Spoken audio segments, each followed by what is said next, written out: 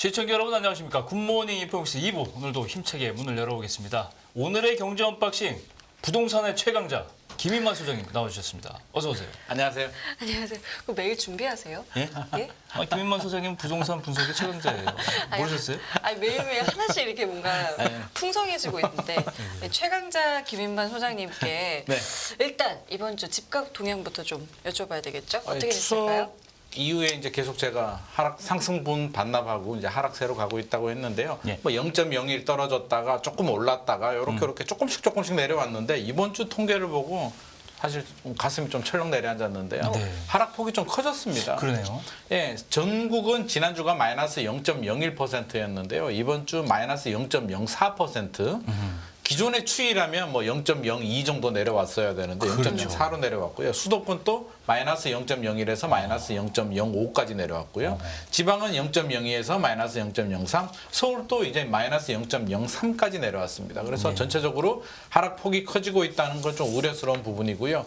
176개 지역을 한국부동산원에서 조사하는데 추석 전만 하더라도 상승 지역이 137개, 하락 지역이 32개였는데 이제 완전히 역전이 돼가지고요. 상승 지역이 46개, 하락 지역이 121개, 3배 정도 하락 지역이 많아졌기 때문에 네. 지금 추세라면 다음 주가 조금 더 굉장히 중요한데 예. 최근에 미국에서 이제 기준금리 인하 뭐 이야기가 나오면서 조금 네. 증시는 들썩들썩하고 있는데 네. 이런 호재들이 부동산 시장 투자 심리를 이 얼어붙은 투자 심리를 조금 녹여줄 수 있을지가 다음 주에 결정이 될 것 같습니다. 그래서 그렇죠. 다음 주도 이렇게 하락한다면 금리 인하 이런 거는 실제로 떨어져야 되는 부분이고 저는 약발이 먹히지 않기 때문에 하락 속도가 더 가팔라질 수도 있고요. 조금 반등을 한다면 숨고르기 좀 들어갈 수도 있을 것 같습니다. 그렇군요. 역시나 말씀하신 대로 부동산 내년 전망을 전문가분들한테 물어봤더니 네네. 주의 가장 큰 변수는 금리다. 이렇게 맞습니다. 말씀하셨고 네네. 서울의 전국적으로 매매 가격이 5명 중에 5분은 1에서 5% 하락할 것이다. 매매 가격이. 네네. 근데 전세는 소폭 한 5%까지 오를 것이다. 어떻게 보세요? 대부분 그렇게 생각하고 있고요. 저도 뭐 거의 99% 동의하는 부분입니다. 매매 전세는 좀 다르게 움직일 가능성이 높고요. 금리가 가장 중요한데 최근에 이제 금리 인하 이야기가 나와서 네. 저도 마음속으로는 살짝 한 1% 정도는 설레이는데 사실 걱정되는 부분이 미국이 뭐 0.25나 0.5 많게는 세 차례 0.75%포인트 75bp를 내리더라도 이미 격차가 한국하고 미국 금리 그럴까요? 격차가 2% 정도 벌어졌기 때문에 네. 미국이 세 차례 내려도 한국은행이 베스트가 저는 한 번 내렸으면 베스트고요. 한 번 또 못 내릴 가능성도 있기 때문에 조금 냉정해져야 된다는 생각입니다. 금리 변수가 있다면 우리 예상이 완전히 달라질 수도 있습니다. 그렇죠. 반대로 혹시라도 상황이 달라져가지고요. 파월 의장이 뭐 내린다고 했다가 갑자기 말을 바꿔서 금리를 올려버렸다. 아유, 그럼 천만원 확 붙는 거죠. 그러면 완전히 다시 또 큰 폭으로 하락할 수도 있기 때문에 저는 예. 솔직히 내려야 내리는 거지 말 자체는 믿고 싶지 않습니다. 2021년인가요? 네. 그때도 그렇게 했거든요. 2023년까지 금리 안 올린다고 말씀하셔가지고 맞아요. 저는 그 말 믿고 2023년까지는 집값 안 떨어진다고 했다가 제가 욕을 많이 먹었기 때문에 예. 일단 실제로 액션이 이루어지는 걸 좀 지켜봐야 될 것 같습니다. 네. 알겠습니다. 그리고 지난주에 저희가 소장님이랑 이제 이야기할 때 그 부동산 기사 꼼꼼히 봐야 된다. 이거 제목만 보고 이거 설레면 안 된다라고 했었잖아요. 네. 네네. 그때 지난주에는 이제 강남 아파트 7억 원 떨어졌다. 요거 좀 잘 살펴봐야 된다고 알려주셨는데 네. 이번에 보니까 이번 대치동에 또 5억 떨어졌다. 네. 그래요? 네. 솔깃한데 또. 솔깃합니다. 헤드라인만 보면 저도 솔깃해가지고 좀 그죠? 분석을 해봤는데요. 네. 아니 지금 조금 하락세는 맞는데 강남의 현장에 가보면 우리가 알고 있는 좋은 아파트들은 그렇게 급매물이 나오지 않거든요. 아직 그렇게 몇 억씩 떨어지는 분위기가 아닌데 7억 떨어졌다 5억 떨어졌다 네. 하니까 눈이 좀 제 작은 맞아요. 눈이 좀 커졌는데 보통 지난주에 우리가 7억 떨어진 아파트는 2,990세대 대단지에 동이나 층에 따라서 이제 네. 편차가 크다고 제가 말씀을 드렸고요. 네. 오늘 분석하는 아파트는 이제 대치동의 삼성 아파트인데요. 삼성 1차 아파트인데 어떻게 5억이 떨어졌을까? 실제로 떨어진 건 맞습니다. 실거래 내역을 보면 11월 4일에 112동 22층이 17억에 거래가 됐었고요. 같은 달이죠. 11월 16일에 106동 3층입니다만 12억에 거래가 됐습니다. 5억 떨어졌네요. 5억 떨어졌습니다. 실거래가는 5억이 떨어졌는데 이게 거래 내역이 많지 않다 보니까 지난주에 봤던 원베일리처럼 표본이 많으면 금방 확인이 되는데 사실 표본이 많이 없습니다. 그래서 제가 뭘 확인했냐면 2019년 가격을 확인했거든요. 네. 저는 2020년, 2021년에 집값이 좀 많이 올랐고 네. 버블이 생겼기 때문에 2019년 한 4분기 정도 가격이라면 버블이 없는 저는 정상적인 가격이라고 판단하기 때문에 네네. 과연 2019년에는 얼마였을까 딱 보니까 2층이에요. 더 낮은 층수인데도 15억 5천만 원에 거래가 됐거든요. 그거보다도 훨씬 낮은 높네요. 거네요. 그보다 낮다는 얘기는 도대체 그러면 12억이면 언제 수준이야 쭉 내려가 보니까 2018년 1월 가격입니다. 어허. 그러면 12일 만에 열흘 만에 이게 갑자기 2018년 초 가격으로 떨어진다는 거는 있을 수가 없는 얘기다. 아무리 마음이 급해도 주인이 아무리 급한 사정이 있어도 이렇게 떨어뜨릴 수는 없고요. 뭐 17억에 거래가 됐다면 사실 15억 16억만 내놔도 금방 거래가 되거든요. 네. 그래서 말이 안 되는데 이게 왜 이런 현상이 발생했냐면 제가 계산을 해보니까 답이 나왔습니다. 우리 특수관계, 뭐 부모 자식 간의 이런 관계를 특수관계라고 하는데 이게 네. 부당거래가 있거든요. 부모님이 자식한테 이제 집을 주는데 증여를 하게 되면 증여세를 주게 되니까 이제 매매로 저렴하게 17억짜리인데 한 10억에 주고 싶어요. 마음은. 그러면 뭐 양도세도 비과세가 된다면 세금 안 내고 증여세 안 내고 줄 수가 있는데 국세청에서 그냥 내버려 두지 않죠. 아, 이거 이상해. 이상해라는 기준이 30%입니다. 30%에 3억을 기준으로 하기 때문에 그러면 17억에 30%는 얼마일까? 제가 계산을 딱 해보니까 11억 9천만 원이 딱 나오더라고요. 딱 나오네요. 그러니까 11억 9천 이하로 나오면 국세청에 적발이 되니까 거기에 12억에 천 딱 얹어서. 맞춘 겁니다. 그래서 이거는 특수거래이기 때문에 우리가 5억 떨어졌네? 아니 근데 이 소장님이 추정하시는 거죠 지금? 추정인데 제가 볼 땐 너무 90% 이상 딱딱 이게 맞아요. 이거는 뭐 뭔가. 이렇게 될 수밖에 없습니다. 예. 진짜. 그래서 혹시라도 12억짜리 있는 줄 알고 현장에 갔으시면 물건 없고요. 지금 매물 현황 확인해 보니까 매물은 17억에서 20억 정도 나오고 있습니다. 그래서 12억 매물이 나오면은요. 사실 이런 물건들은 실제로 나오면 부동산에서 현장에 뿌리지 않습니다. 그냥 자기가 찍기 때문에 실제로 우리한테는 나오지 않는 물건입니다. 자기가 찍는 거 자기 사왔나고요? 실제로는요.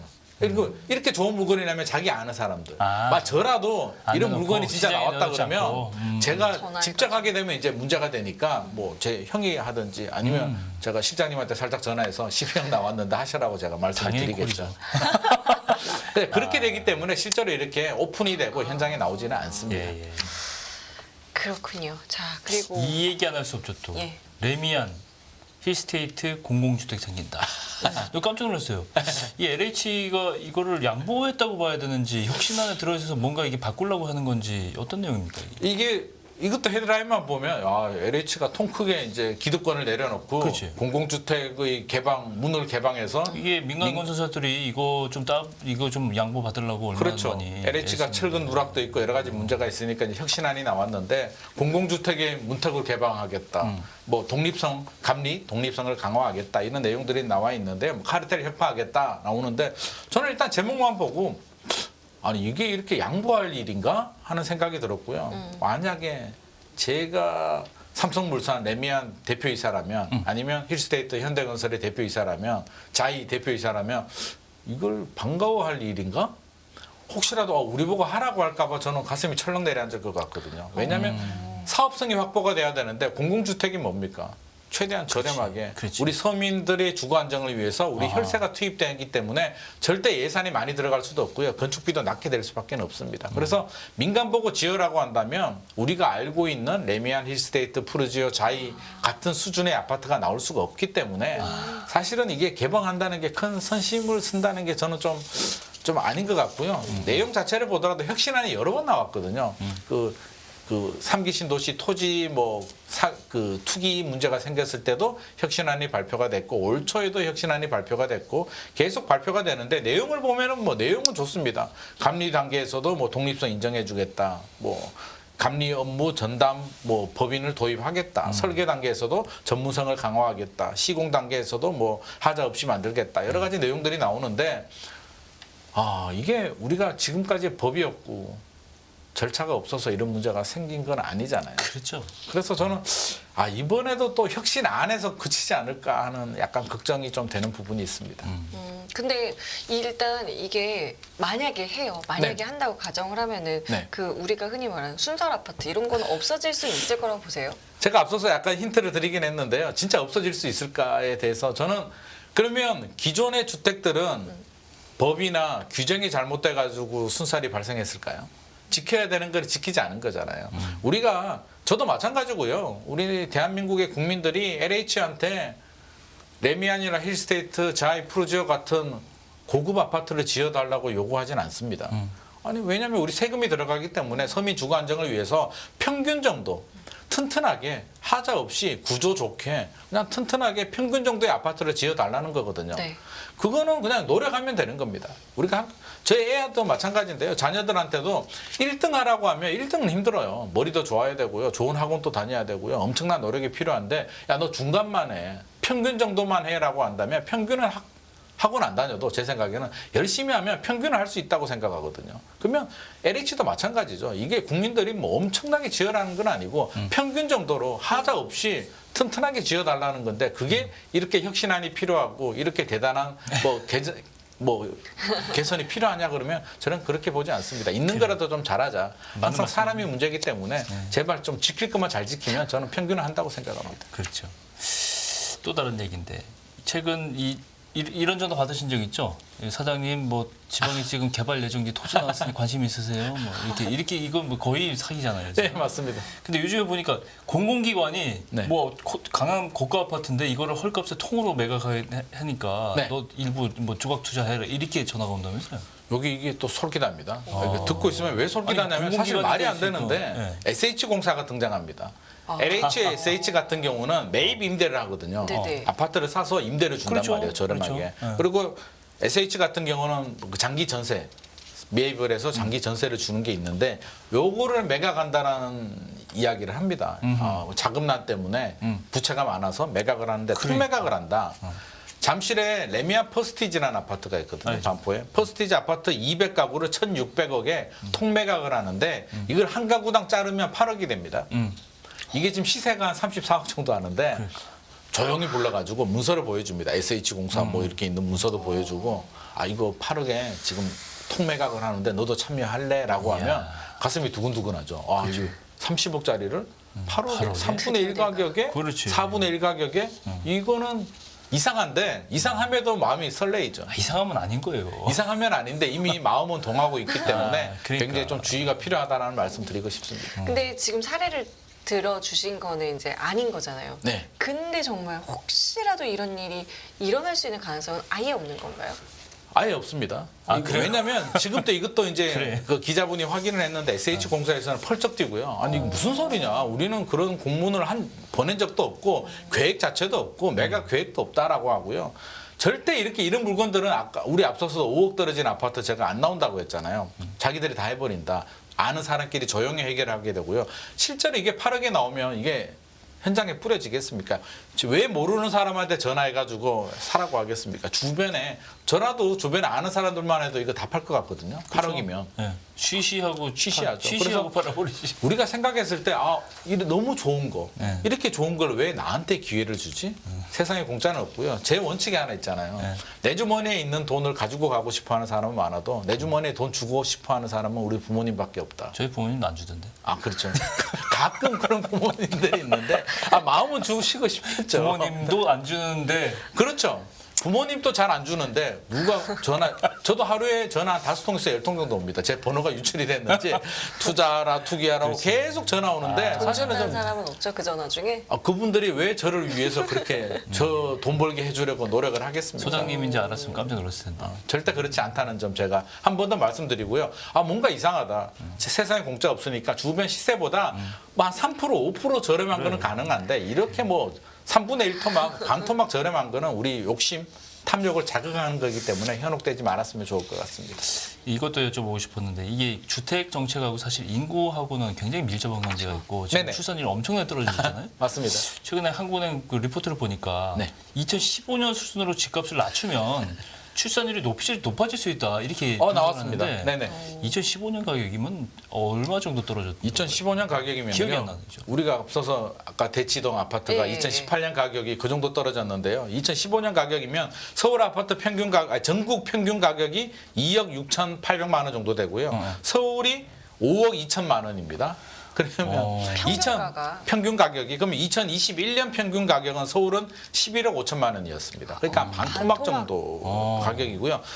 은마 아파트 한번 예를 들면 워낙 유명한 아파트니까 네. 대치동 은마 아파트가 2015년에 10억 했습니다. 10억 7천만 원. 그건 기억나요. 10억 7천만 원인데 올해 최저 가격이 올해 가장 낮은 가격이 21억이었고요. 반이네. 최고 가격은 28억이었으니까 어림잡아 절반이라고 보면 되네요. 어림잡아 절반입니다. 그러니까 절반 가격으로 떨어지면 출산율이 늘어날 수 있다라고 한국은행 리포트가 나오니까 다들 깜짝 놀라죠. 출산이 안 떨어진다는 얘기네. 출산율 안 떨어지겠다. 아니, 안 높아진다. 안 높아지겠다라는 생각이 드는데 사실은 리포트 내용을 보면 그렇지가 않습니다. 이게 사실은 6가지를 제안을 했거든요. 한국은행에서 6개 중에 6번이 이렇게 2015년 가격으로 떨어지게 되면 출산율이 늘어나는데 얼마가 조건이? 늘어나냐면 0.002명. 아주 조금 늘어나고요. 진짜 중요한 거는 그게 아니고 1번이 뭐냐면 정부 지출을 좀 늘려라. 1.5% 정도거든요, 현재. 근데 OECD 34개국 평균 수준이 2.2%니까 이렇게 늘리면 0.055명이 늘어나고요. 육아휴직 좀 그래서 눈치 보이고 힘들잖아요. 육아휴직이 우리 평균이 10.3주인데 이거를 61주로 늘리게 되면 0.096명이 늘어나고요. 서울 집중도가 높잖아요. 그래서 서울 도시 인구 집중도를 413.9에서 95.3으로 내리면 0.4명이 늘어나고 청년 고용률 늘리면 뭐 이렇게 인구가 0.119명 늘어난다. 혼외 출산 비중을 또 늘리면 된다. 뭐 이런 내용들이 있고 마지막 6번이 2015년 가격으로 가면 조금 아주 소폭 내릴 수도 있다라고 하는데 2015년 가격으로 갈 수도 없고요. 만약에 은마 아파트 10억으로 가면은요 은행들이 대출해 줬잖아요. 그렇죠. 대출금 회수가 안 됩니다. 다 부실 채권되기 때문에 그렇죠. 현실적으로는 이게 금융 위기가 오기 때문에 있을 수 없는데 이거는 계산적으로 이렇다는 얘기고요. 집값 하락보다도 앞에서 이야기했던 이런 부분들 정부 지출을 늘리고 그 육아 휴직 좀 늘려주고 청년 고용률 올려주는 게 더 효과적인 출산을 올릴 수 있는 방법입니다. 알겠습니다. 그리고 내년부터 상가 지분 쪼개기가 이제 금지된다, 사라진다라고 하는데 요거 조금 이해가 잘 안 돼요. 요거 좀 설명해 주세요. 우리가 재건축 재개발을 할 때 가장 중요한 건 이제 입주권이라고 새 아파트의 권리를 받는 거거든요. 기존에 오래된 뭐 주택 아파트 같은 경우는 아파트고요. 뭐 빌라 같은 경우도 이제 빌라 한 채가 이제 아파트로 변하게 되는데 한 세대당 한 개가 기준입니다. 한 개를 주는데 뭐 쉽게 예를 들면 내가 단독 주택을 하나 가지고 있습니다. 땅이 100평 정도 되는데 편 이상 평이라고 하겠습니다. 네. 100평인데 한 개만 받아요. 그러면 돈이 남으면 이제 현금을 받게 되는데 억울하다는 거죠. 주인이 다세대 주택을 짓습니다. 한 10개, 10호실 있는 다세대 주택을 지으면 10채 받으려고. 10개가 나오는 거죠. 이걸 지분 쪼개기라고 합니다. 그러니까 그러면 조합원 수가 늘어나죠. 처음에 조합원이 100명이었는데 어느 순간 막 쪼개가지고 조합원이 300명이 됐어요. 그렇지. 일반 분양이 250개 나오는데 조합원이 300명이 되면 사업이 진행이 안 되잖아요. 그렇지. 그래서 사업이 무산이 되거나 사업성이 안 좋아지기 때문에 이거 안 돼. 투기 약용대에서 주택은 막았습니다. 2003년부터 지금 규제를 하고 있는데 상가는 이게 사각지대였어요. 안 되다 보니까 상가를 최근에 많이 쪼갰습니다. 막 쪼개서 뭐 단적인 예로 아시아 선수촌 같은 경우에요. 2020년 초에 7개, 상가 7개가 31개로 늘어나는 이렇게 막 늘어나다 보니까 안 되겠다라고 해서 최근에 이제 국회에서요. 도정법을 개정해 가지고 내년부터는 상가도 인정해주지 않겠다. 기준일이 권리산정 기준일이라고 합니다. 구역 지정일이 이제 권리산정 기준일이 될 가능성이 높은데요. 지자체장이 정하거나 구역 지정일이 되는데 권리산정 기준일이 정해지면 이전에 쪼갠 거는 오케이 인정해줄게. 이후에 쪼갠 거 우리가 하지 말라고 했잖아. 기준일 지나서 혹시 쪼갠 물건을 구입하게 된다면 현금 청산 대상이니까 우리는 투자하고 계약을 할 때 권리산정 기준일이 언제예요? 물어보고 여기 언제 쪼갰는지를 반드시 확인하셔야 되고 특약사항에도 그런 내용을 넣어두시는 게 좋습니다. 그렇군요. 알겠습니다. 한 주간의 부동산 이슈 오늘도 김인만 소장님과 함께했습니다. 오늘 말씀 감사합니다. 고맙습니다.